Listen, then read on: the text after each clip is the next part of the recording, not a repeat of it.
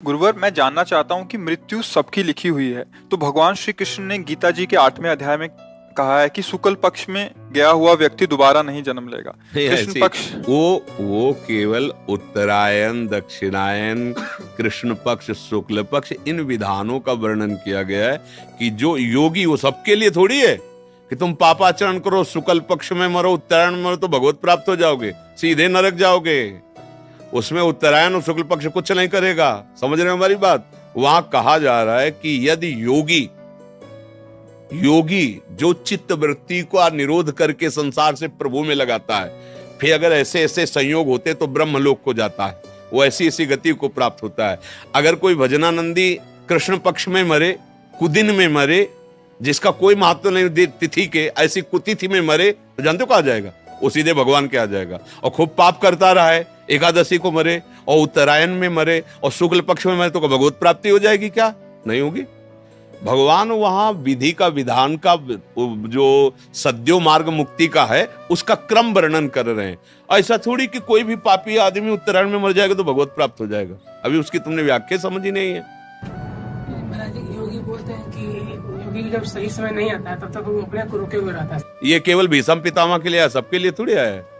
इच्छा मृत्यु का वरदान तो केवल भीष्म जी को उनके पिता ने दिया था, जिन्होंने आजीवन के लिए अपने सुख का त्याग पिता के लिए किया कि मैं ब्याह नहीं करूंगा। फिर उन्होंने कहा जब ब्याह नहीं आप करोगे तो सिंहासन का अधिकारी जो फिर शायद कभी, तो बोले आजीवन ब्रह्मचारी रहेंगे। आप शंका मत करो, आजीवन ब्रह्मचर्य रहेंगे, कभी ब्याह नहीं करेंगे और सिंहासन के अधीन रहेंगे। तो ये बात सुनकर उनके पिता ने, शांतनु जी ने कहा कि तुम्हें मैं ये वरदान देता हूं, इच्छा मृत्यु जब तुम चाहोगे तब तुम्हारा शरीर पूरा होगा। भगवत भजन करने वाले के लिए हर तिथि, हर समय परम धाम के लिए है।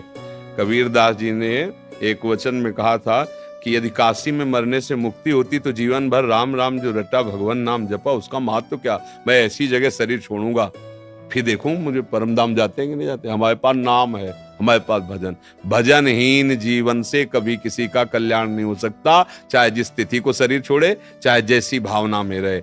भजन भजन वारी मथे घृत होए बरु सिकताते बरु तेल, बिनु हरि भजन न भवतरी या सिद्धांता पेल। गोस्वामी जी कह रहे, समझ पा रहे हो? हाँ, जैसे कि पहले हम नाम जप करते थे, हरे कृष्णा हरे कृष्णा हरे कृष्णा कृष्णा हरे हरे राम राम राम हरे, और ओम नमो भगवते वासुदेवाय एक मतलब सुबह करते थे। ये अपने आप से करते थे जी। सीताराम रोज लिखते हैं महाराज जी, राम राम क्या सीताराम रोज मूवी भी लिखते हैं। तो कह रहे हैं कि अभी आपकी क्या आज्ञा, आगे क्या करना है? हाँ, क्या आप गुरु ब्रह्म किए महाराज जी? हाँ, इन सब का फल होगा अगर हम इस उपासना में आते हैं। जहाँ हम बैठे हैं तो यहाँ फिर आज्ञा का केवल पालन किया जाता है। मन के द्वारा माने हुए जो भी उपासना थी उसका फल ये मिल गया। अब इसमें केवल गुरु आज्ञा पे चला जाता है, जो उपासना पद्धति उसके अनुसार चला जाता है।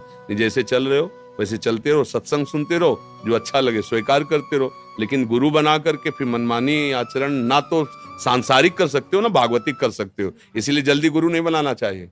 जब गुरु बनाने का भाव आवे तब ये सोच लेना चाहिए कि आपके वचन के लिए हम अपने प्राण त्याग सकते हैं, लेकिन आपके वचन नहीं, बस बात बन जाएगी। गुरु का मतलब होता है अब जो ही कहें करें हम सोई, इसलिए चले। आपने खुद कहा अभी तक जो मन कहता रहा वो मैं करता रहा। अब जो गुरु कहेंगे, अब मनमानी नहीं चलेगी, अब गुरुवाणी चलेगी। तो फिर हाँ, तो अभी तो हम तो सबको कहते हैं राधा राधा रटो, राधा वल्लभ श्री हरिवंश जपो और सत्संग सुनो।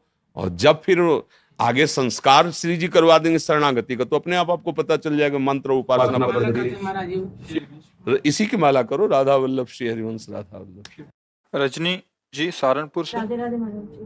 महाराज जी, कोटि कोटि प्रणाम। महाराज जी, हमने अपने घर के मंदिर में अपने माता पिता जी की छवि विराजमान करी हुई है, जो श्री जी के चरणों में चले गए हैं। कुछ लोग कहते हैं कि पितरों की छवि ठाकुर जी के साथ नहीं रखनी चाहिए, कृपया मार्गदर्शन करें। अगर आपकी भावना की हमारे ठाकुर जी हैं तो कोई परेशानी नहीं है। ठाकुर जी का रूप कैसा आपने मान लिया, जैसा सृष्टि कैसी आप जैसी देखो वैसी। समझ रहे ना भाई? एक पत्थर के टुकड़े में क्या है, कोई रूप है, कोई आकृति है, कोई उसमें। लेकिन हमको जब कि हमारी देवी जी हैं, हमारे भगवान, गांव में देखो ना, अधिकतर जो है गांव के जो मंदिर हैं जिनमें पूजा, वो सब ऐसे ही है। और सारी कामनाएं पूर्ण होती, क्योंकि उसमें भगवत भाव हो गया। अच्छा, जयपुर से, जहां जयपुर जोधपुर में श्री विग्रह तैयार किए जाते हैं, वहां आप जाइए, पत्थर की शिलाओं को काट काट करके, मतलब हमने देखा है, जैसे गोपाल जी की वो बड़ी छवि है ना पीतल की, तो ऐसे ऐसे दबा के रेती से ऐसे, अब वो जिस प्रक्रिया से तैयार कर रहे हैं, फिर इसके बाद जब अपने पंचामृत से स्नान करके अपने सिंहासन में विराजमान करते हैं, तो हमें भाव आ जाता है ना, हमारे भाव से भगवान दिखने लगते हैं ना। तो जब हम पाषाण के विग्रह में भगवत भाव कर सकते हैं, तो उस रूप में भी भगवत भाव, अगर भगवत भाव कर रहे हैं तो कहीं कोई परेशानी नहीं है, और अगर भगवत भाव नहीं है तो 5 भौतिक शरीरों के चित्त रखने से मंगल नहीं होगा। बात समझो, हमारी बात समझना। आंतरिक ये सब नाशवान शरीर है, भगवान का शरीर सच्चिदानंदमय है, और उनका है गुरु और भगवान में अंतर होता है क्या? तो गुरु और भगवान में जब अंतर नहीं होता तो प्रश्न ही नहीं बनता। गुरु गोविंद न भेद कराई, संतत सकल सुनो चितलाय। हम गुरु भगवान कहते ना, कि हमारे गुरुदेव भगवान से भी कहा है, मोते ही अधिक गुरु ही जी जानी, जाने संत अनंत समाना। तो गुरु और भगवान कहने को केवल दो है, वो तो एक ही।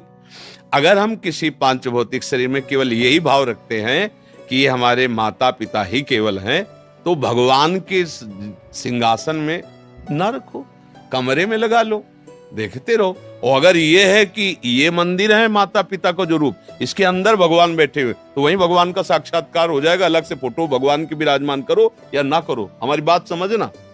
केवल अपने माता पिता की छवि लगाई और मेरे भगवान है, रोज सेवा करो, आपको भगवत प्राप्ति हो जाएगी। क्योंकि आप किसकी सेवा कर रहे हो? भगवान। तो असली माता पिता वही है ना। और अगर भगवान से हटकर भाव है तो फिर भगवान की विराजमान करो, उनको कमरे में विराजमान कर दो दर्शन करने के लिए। भाई ये माता है, पिता है, चाचा है, ताऊ है, परिवार, वो बात अलग हो गई। और अगर सिंहासन में, तो चाचा ताऊ नहीं बैठे हैं, मेरे भगवान बैठे हैं, मम्मी के रूप में, पापा के रूप में, वही थे, वही बैठे। हो गया काम, बस उनको जोड़ो। उनमें थे, उनमें है, उनमें रहेंगे। भाव करना है, भाव कर लिया तो पाषाण से भगवान प्रकट हो गए, खंबे से भगवान प्रकट हो गए, कुत्ते से भगवान प्रकट हो गए, भूत से भगवान प्रकट हो गए। तो माता पिता के चित्र से काहे नहीं प्रकट हो जाएंगे? काऊ सो कहा जहां प्रभु ना आए वहां है, प्रकट हो जाए। पर बात समझना, हमारी आंतरिक बात समझ पाए। किसका प्रश्न था, आप समझ पाए?